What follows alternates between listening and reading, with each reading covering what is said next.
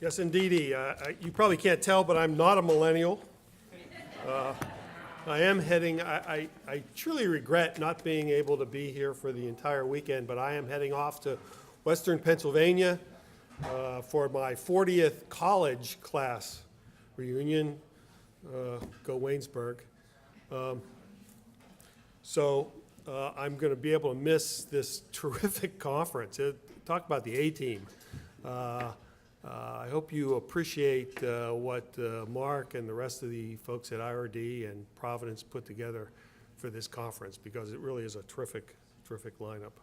We have any Washington Capitol fans here? Any Washington? Yeah.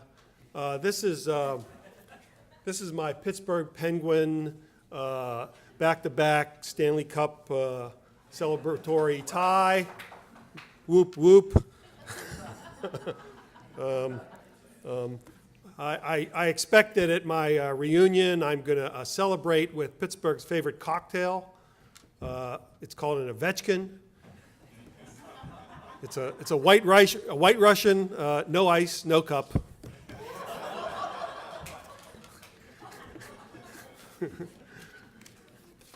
So now the funny stuff is over, and as Mark said, I've done some work on just war, so he asked me to talk about pacifism. So here I am. I get to spend, a half an hour to beat up on the pacifists. It makes you feel real guilty. It's like the punk going into the Amish community and picking on the Amish kids or something. But I hope you see that that's not really what I'm going to be up to. And of course, what I'm just hoping to do is not provide you a full taxonomy of particularly Christian pacifism. If you know the work of John Howard Yoder, I think he wrote one book and he talked about some 1932 different brands of pacifism, which I think is kind of ridiculous in a way. But I'm going to give you a hand wave over the last 5 centuries or so, and I'm going to skip an awful lot, as you'll see. But I'm going somewhere, and hopefully by the end you'll see where I'm going. So I'm going to talk about 3 moments of pacifism, or to get this taxonomy. And I always start. I tend to start with, even when I'm talking about just war, by calling attention to a document from the 16th century that is decidedly not just war. And I think it's particularly important for this gathering, because the title here has to do with the divine vocation of government. And so I start with the Schleitheim Confession, which is the most representative statement of Anabaptist or Mennonite principles. It was endorsed unanimously by a meeting of the Swiss Anabaptists in 1527 in Schleitheim, Switzerland. The meeting was chaired by Michael Sattler, who was the leader of a Swiss and German Anabaptist movement, and he got executed shortly after this by the Catholics, I should say. There's a lot of that going on at the time. Now, I'm going to read the most relevant point here concerning the sword. The sword is ordained by God outside the perfection of Christ. Outside the perfection of Christ. It punishes and puts to death the wicked, and guards and protects the good. In the law, the sword was ordained for the punishment of the wicked and for their death. And the same sword is now ordained to be used by worldly magistrates. When I do this at an academic conference, I always say, well, they don't make Mennonites like they used to. And then my pacifist friends get upset. They get all pacifist aggressive on me. Now, please note that this form of Christian pacifism does not dispute the fact that the use of the sword to promote the good and punish evil is a divine vocation of secular government. They were not and are not opposed to war or police functions as such, but to Christian participation in these activities. So, for instance, they asked the question. It's kind of in a catechism, right? It will be asked concerning the sword, shall one be a magistrate if one should be chosen as such? And their answer, the government magistracy is according to the flesh, but the Christians is according to the Spirit. Their houses and dwellings remain in this world, but the Christians are in heaven. Their citizenship is in this world, but the Christian citizenship is in heaven. The weapons of their conflict and war are carnal and against the flesh only, but the Christians' weapons are spiritual, against the fortifications of the devil. The worldlings are armed with steel and iron, but the Christians are armed with the armor of God, with truth, righteousness, peace, faith, salvation, and the word of God. So radical dualism, right? And if you often hear echoes of this among modern, even non-pacifist Christian fundamentalists, you're hearing echoes of it. The Anabaptists then, and the Mennonites and the other peace churches, reached the conclusion that biblical Christianity considered not only military service, but all politics, and hence all political offices outside the purview of the New Testament. Because Christians share in the perfection of Christ, the utmost pain and penalty they could render was excommunication from the church. The gospel contained principles for ruling citizens of the kingdom of heaven, but not for the legislation of a secular state in the evil world. Consequently, they held that a Christian may fill no role in the state. Their non-participation went all the way down, excluded them from all political participation. Now, I'm going to quote Calvin's response, mainly because I'm a Reformed Calvinistic kind of guy. But what I'm going to quote here from Calvin is nothing different than you would get from Thomists or Augustinians or other non-pacifist traditions. And he focused right in on the question of vocation, or at least the passage I'm going to point to. Actually, he mustered, as Calvin was wont to do, a ton of exegetical arguments against this position, historical, and he was a biblical theologian in the first instance, and he brought a lot of scripture to bear. But he rejected the argument that the office or vocation of government official, including that of a soldier or a magistrate responsible for bearing the swords, was out of bounds for the individual Christian. In fact, he thought it was crazy to claim that the duties of such officers were good and acceptable when a non-Christian pagan performed them, but was somehow wicked when the Christian performed them. So he says, which is as if one would say, I confess that this work is commanded of God, but there is no man that can do it with a good conscience. And also, whoever shall do it shall forsake God. I pray you, is there any man that hath but 1 ounce of brains that will speak after this manner? I don't know if he wrote this in Latin or French, but I've seen some translations, they say, what kind of a blockhead thinks like this, right? That's the way polemics were done in the 17th century, right? And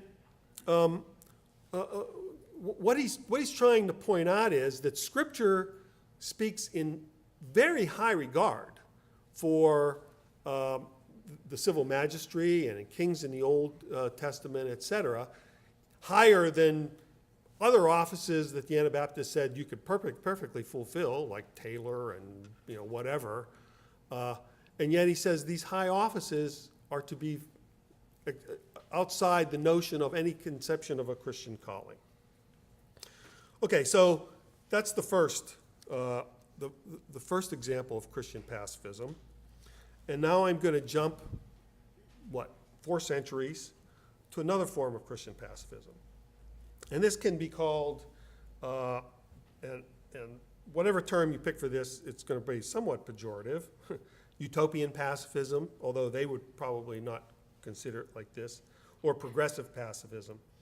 And this is referring to the type of Christian pacifism that emerged in the late 19th century, early 20th century, and it was also the kind of pacifism that was directly challenged by Reinhold Niebuhr in the late 30s.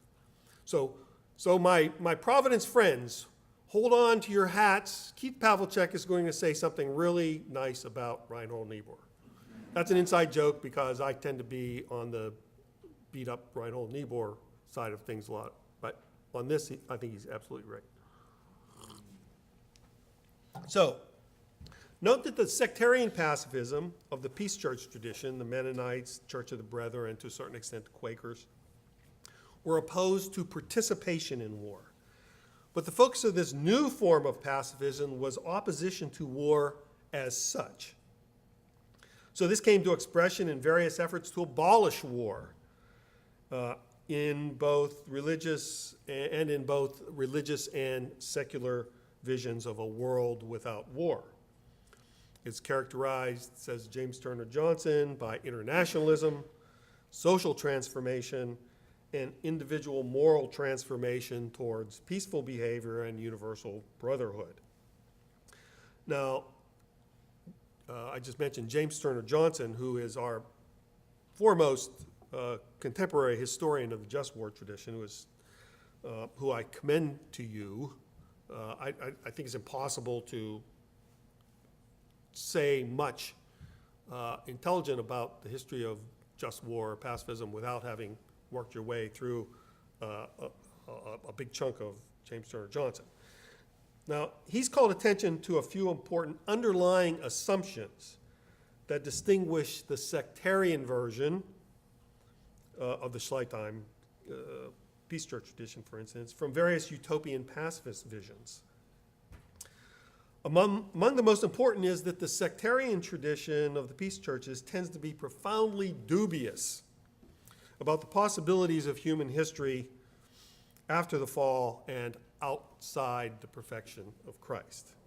Much more pessimistic view of human history. So sin is held in check within that history by civil government, and war is one of the means God allows such governments to use to fulfill their functions.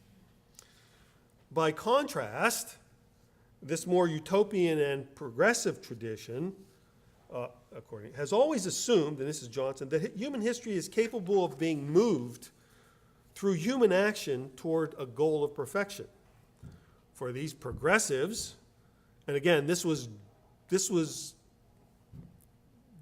where mainline and even a lot of fundamentalist, non-modernist Christians were in the social gospel movement, the turn of the century, etc. For these progressives, war will have no place in the ideal global society towards which progress trends, and the abolition of war will hasten the progress of human history toward this goal. Johnson says, and this is the key point, mainstream American religion drank deeply of the stream of progressivist social thought during the late 19th and early 20th century. The non-peace church Christian pacifism of the World War I era was an outgrowth of the sincere belief that through moral transformation at the individual level, leading to social transformation, the world would grow beyond war. Now, just as a side note, as an incidental side note, it may become relevant in a few minutes, some pacifists of this sort could actually embrace war as a means to a utopian end. So you could support, some of them you could support World War I as the war to end all wars, right? And to counteract forces being used for narrow self-interest, narrow national self-interest, capitalism, et cetera, and so forth. So hold that thought for a second. By the way, if you're familiar with American religious history, when did the fundamentalist modernist controversy sort of explode in America? Answer, early 1920s, shortly after World War I. And a large part of that was over the fundamentalists, not everything. It had to do with some theological fundamentals. Fundamentalists looked at World War I and said, doesn't look like things are getting better. It's like, okay, let's kind of bail out and save all we can because the world is going to hell in a handbasket until you get the rise of dispensationalism and a bunch of other stuff. Okay, that's a side note. Whereas a lot of the mainline social gospel, they were just happy clappy, It's like, hey, yeah, things are getting better, really. Ignore that World War I thing, So a large part of the fundamentalist modernist controversy was over this sort of optimistic or pessimistic view of history. Okay, that's your American 20th century religious history side note. Okay, now along comes Reinhold Niebuhr, right? And his critique of pacifism is set forth in Why the Church is Not Pacifist. So it's published in 1939, and we all know what's happening around then. It becomes increasingly hard looking out across the ocean to think things are getting better and better. And he writes, and his thesis is that quote, the refusal of the Christian church to espouse pacifism is not apostasy, he says, and that most modern forms of pacifism are heresy. Niebuhr. This heretical form of pacifism for Niebuhr was held by his liberal Protestant contemporaries, who have, quote, reinterpreted the Christian gospel in terms of the Renaissance faith in man. Modern pacifism is merely a final fruit of this Renaissance spirit, which has pervaded the whole of modern Protestantism. It hadn't really pervaded the whole of modern Protestantism. It had pervaded, by that time, his little liberal Protestant ghetto, right? But it was pretty darn prominent. So he's taking on his own here. We have interpreted world history, we have interpreted world history as a gradual ascent to the kingdom of God, which waits for the final triumph only upon the willingness of Christians to take Christ seriously. If we just took Christ seriously, the crazy Nazis would be stopped or something. Now, the late Michael Novak, writing in 1984, summarizes the thrust of Niebuhr's criticism here. I'm dropping names because I remember at the opening of Providence, one very prominent questioner said that you need to start reintroducing young people to some names of some people that have been dropped. I had been referring to Paul Ramsey, but this time it's Michael Novak. And besides, Michael gets it right here. Niebuhr points out that there are two heresies. One is the heresy which assigns to the kingdom of peace and love a premature fulfillment in this world. If you're into like Eric Vogelin, it's immanentizing the eschaton, right? That's me, not Novak. The other is the heresy which assigns to states a role actually adoptable only by relatively few individuals and by small and apolitical sectarian groups which claim to live apart from the normal rules of political history, i.e. the sort of pacifism of the peace churches. The first heresy is chiefly theological, says Michael. The second, chiefly political. Together they constitute the embrace by Christians of the false perfectionism inherent in certain rationalistic and romantic streams of the Enlightenment, of thought quite decisively anti-Christian. Pacifism, in short, is the capitulation of Orthodox Christianity to heresy, the heresy of the pagan Enlightenment. Michael was never one to pull his punches. And Niebuhr wasn't really on this either. Okay, so that's the second. The third, and I don't know what to call this, but I decided to call it revolutionary non-commitment to nonviolent pacifism. Okay, that's a joke. Revolutionary non-commitment to nonviolent pacifism. Should be a joke, but it's unfortunately not. So here, I'm going to call attention to this little book here, that's 30 years old as of next year. It's called Peace and Revolution, The Moral Crisis of American Pacifism by Günter Louis. Louis was a emeritus at the time, professor at Massachusetts Amherst. A profoundly important book that I think has been lost sight of.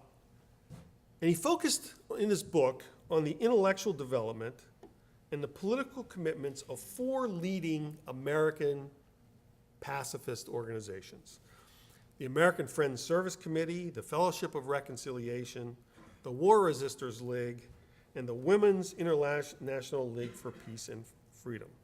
By the way, this book was followed shortly by another book by our late friend and colleague Michael Cromartie. It was called Peace Betrayed, Essays on Pacifism and Politics, in which he brought together a lot of pacifists and just war people and Louis himself to discuss the book. Now, I'm going to tell you, I think that while his critics nibbled around the edges, I think the book is dispositive in terms of his exposure through his digging out the archives of these 4 organizations.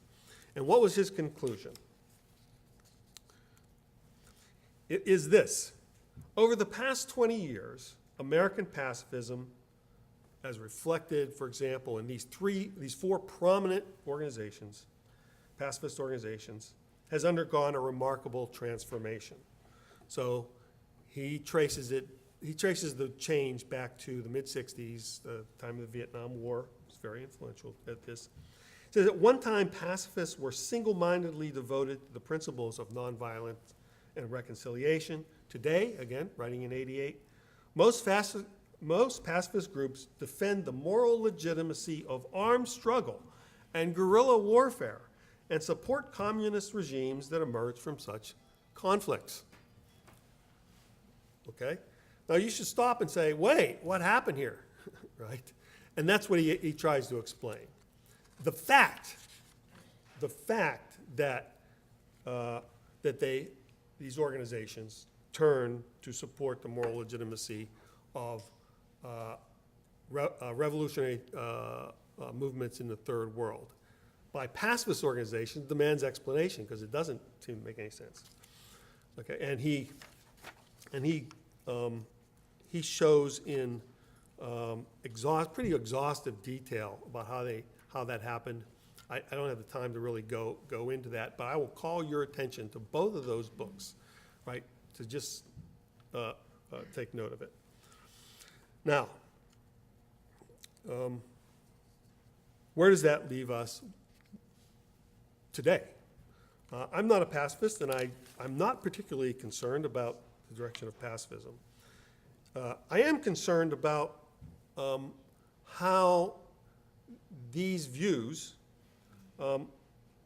affect those of us who are non-pacifists, so those of us who embrace instead the just war tradition. And I'm going to cite one, Michael Walzer, who's not a Christian, and he's certainly not a right-winger. He's a democratic socialist. He's a man of the left, as evidence here of what has happened since. I like to say that Michael Walzer is sort of like Bernie Sanders with brains.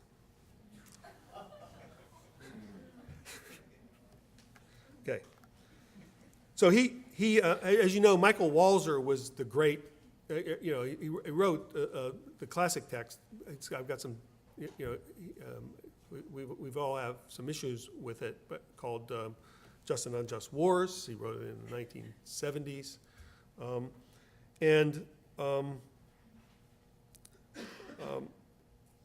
He wrote an article in the shortly, not long after 9/11, in which he talked about the triumph of just war theory, and I think he wrote this in Dissent or some left-wing magazine.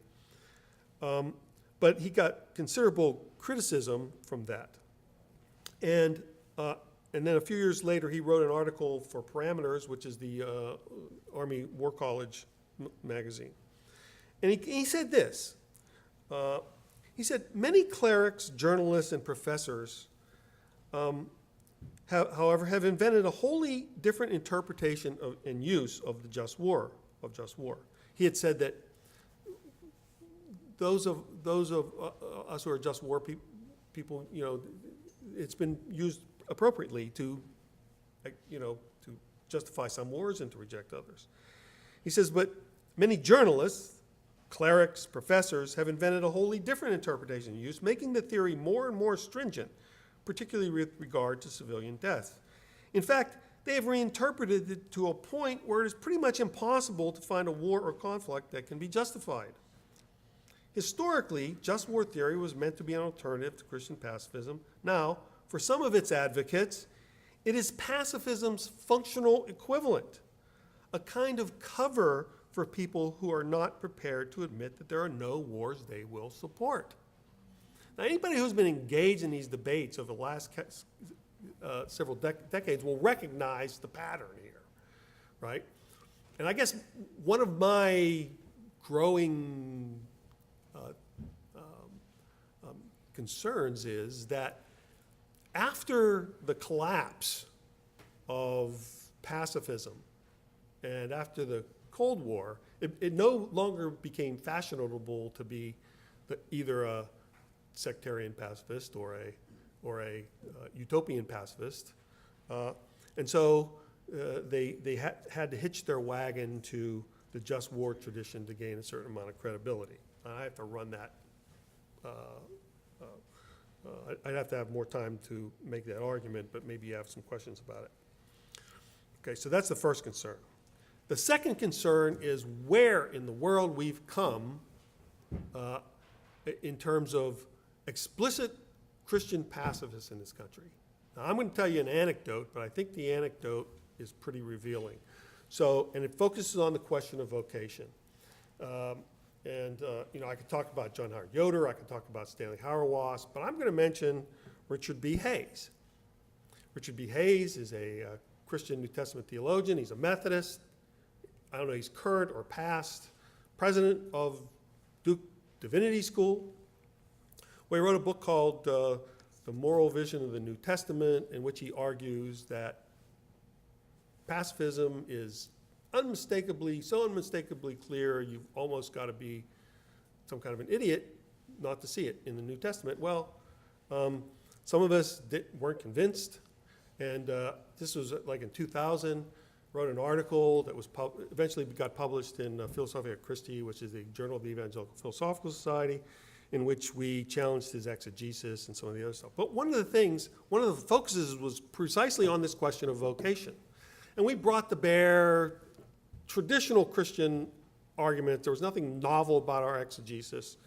And say, the kind of thing that Calvin talked about, we also pointed out, every Christian theologian has always pointed out that John the Baptist's response to the centurion, what must he do to be saved, pointed all this stuff out. And one of the points was that we argued that we did not believe that service in the military, or service in government for that matter, was an intrinsically evil vocation for the Christian. Right? And so we would expect him to engage on that. But here's what Richard Hayes said. He said, well, when I see military chaplains recruiting, right, at Duke Divinity School for the military chaplaincy, I consider that a form of prostitution. Right? Now, he was responding to us saying, no, serving in the military was not like being a pimp or a prostitute. You could say an intrinsically evil. So he took the bait and said, no. As far as I can tell, Richard Hayes has never walked that back, right? So what I want to point out is, we're now at the point where when I see prominent American pacifists, military chaplains, and I can give more anecdotes military from my friend Stanley Hauerwas too, who seem to have repudiated divinity school for the classical sectarian peace church tradition view that could at least acknowledge that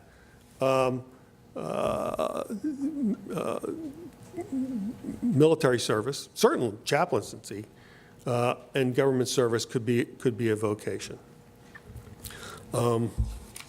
So I think I think we're in a pretty interesting time. A lot more needs to be said, and I'm sure some of you who have studied contemporary pacifist writers may have some questions. And so I'm going to stop there. How am I doing with time? Is it pretty good? 15 minutes. 15 minutes for questions? Okay. Thanks. Good.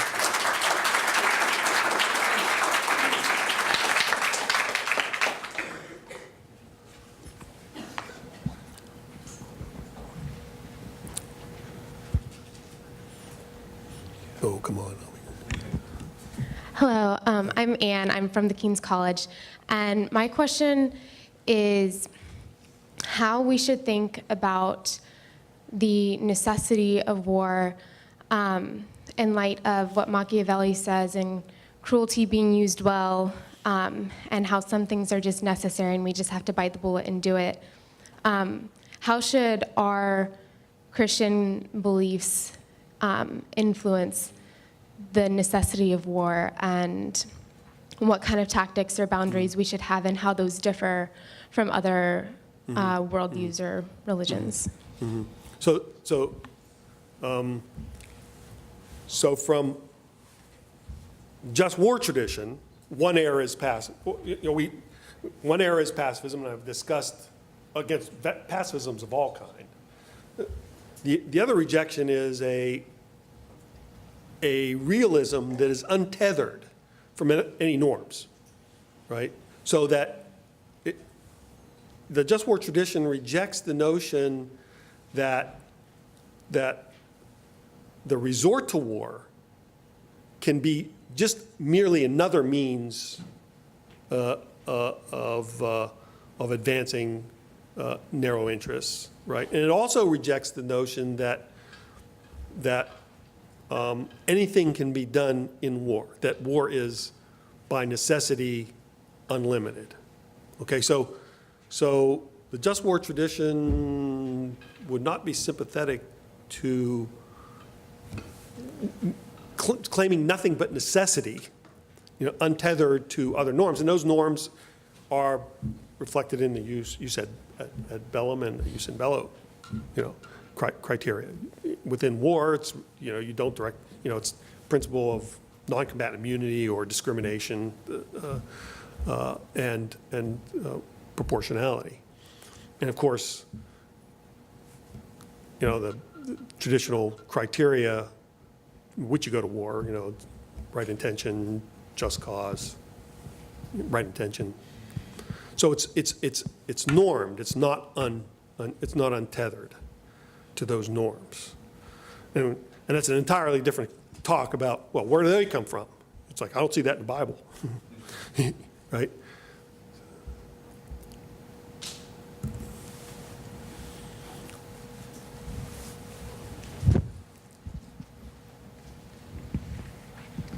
Hi, my name is Randall Fowler. I'm a doctoral student in communication, rhetoric, and political culture at the University of Maryland. My question concerns specifically non-combatants in the just war tradition, and how I was just hoping you could elaborate a little bit more on seeing how we're now in a global political climate characterized by state actors fighting non-state actors, and the complexities of the just war tradition applied to that specific mode of conflict. Yeah, I'm of the opinion it's not that complex. I mean, simply stated, you don't directly and intentionally combat, you don't directly and intentionally target non-combatants. Then the question is, you have to ask, what you mean by a non-combatant? Is the mere fact that a guerrilla is not wearing, a uniform or carrying arms openly or the other requirements of the Geneva Conventions, like, can he escape that by, being a guerrilla by day and a guerrilla by night and a farmer by day? I would argue no. My answer is, and there's a whole lot of international law around this, right? My answer is no, right? It becomes more complicated in questions related to insurgency and counterinsurgency warfare. I don't think it becomes more complicated in terms of terrorism, right? I don't. In practice, once you determine that this person is a non-combatant, then you can target them. You can't say what President Trump said, that we need to just kill more family members, right? Pretty clear. Now, the next question is, well, can we deliberately, intentionally target the combatant and understand that though we don't intend to have collateral damage or harm the non-combatant, I would argue that the tradition allows you to target the combatant without intending to kill non-combatants, and the criteria that judge whether what amount of collateral damage is permissible is governed by the principle of proportionality. Okay, but see, that's no more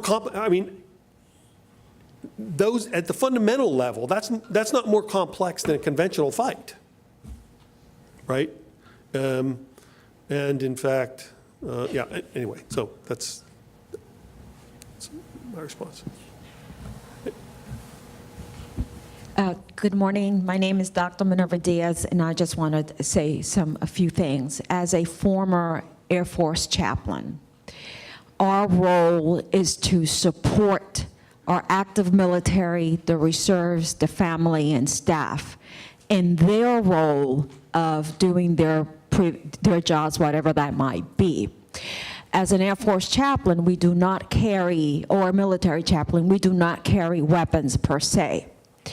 But I also have to say the following, that I feel that some people think that they can tell us chaplains what our role is, that we're not hearing from God, that we should not be in the military, but that's just your opinion and your imposition, I believe, of what we should be, or tries to nullify in some way our hearing from God, or our role in society, or our role in the military. And just like we say, well, you have your own independence, and whether you want to fulfill your role in society or in civil society, allow me to fulfill what I believe is my call in society and in the military. Yeah. Thank you. When Professor Hayes, after he said that, he looked at me. I was like this, I wasn't in uniform or anything. And I said, wow, man, if you think that about the chaplains, imagine what you think about me. It's like, if a pacifist tells me, they tell me all the time, it's like, oh, you shouldn't be doing this, you shouldn't be in the military, you shouldn't blah, blah. Okay, I got it, you're pacifist, I expect that from you. But dude, you're picking on the chaplains. And I use that example of how far we've come. And actually that gets to the broader point, that I see in Hayes this it's this merger. On one hand, he wants to be like a sectarian pacifist in the Schleitheim Peace Church tradition, but also you get this these heavy-handed slams about evil imperialistic American society. So it's like, hey, so he kind of merges them, right? And then in real life, you begin to see, well, I didn't develop this further. I talked about, that kind of attitude also explains some other things in world geopolitics. just as in the 80s they embraced revolutionary movements, countering imperialism, or third world colonialism, imperialism, et cetera. So, well, we don't have to worry about the commies anymore, right? Well, we have other things to worry about. Israel. That's right. So you don't see pacifists out there generally talking about, urging Hamas and Palestinians to use Gandhian nonviolent conflict resolution strategies. You see, so this is where that sort of classic tradition merges with a tradition that sort of embraces the use of armed struggle to oppose imperialism, colonialism, et cetera, which really isn't a pacifism, but it flies under that banner in real life, I think.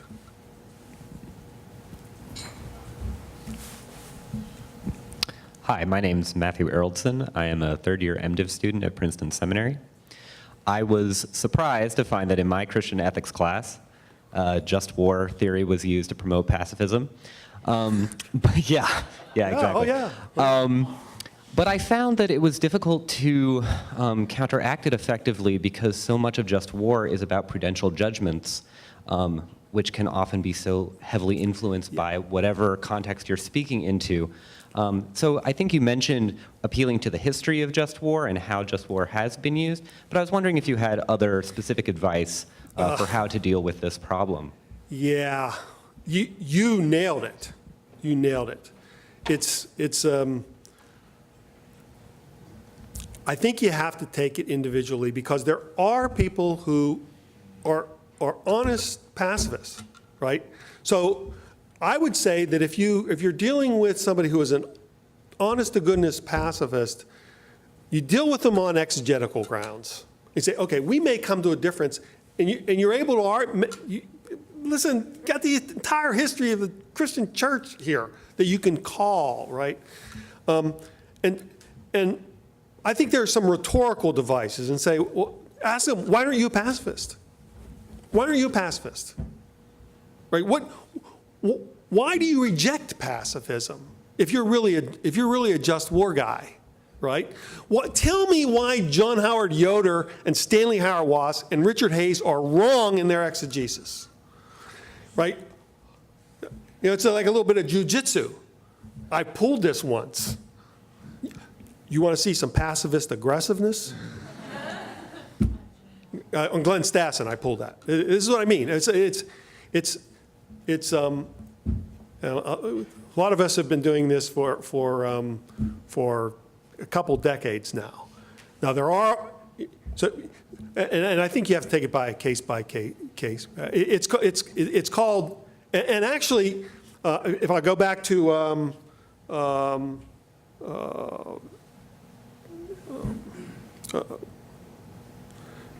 as early as 1968, Paul Ramsey addressed everything since 1968 is a footnote to to Paul Ramsey's just war, right? Because he was addressing this emerging in certain Catholic circles, and he said, "Well, he says, yeah, you're not a pacifist because, well, it's like you can't be. You're not a pacifist. You're Catholic. You're into the just war tradition." But then he points out that he says that there's no modern war that you can just. You turn out, like he says, the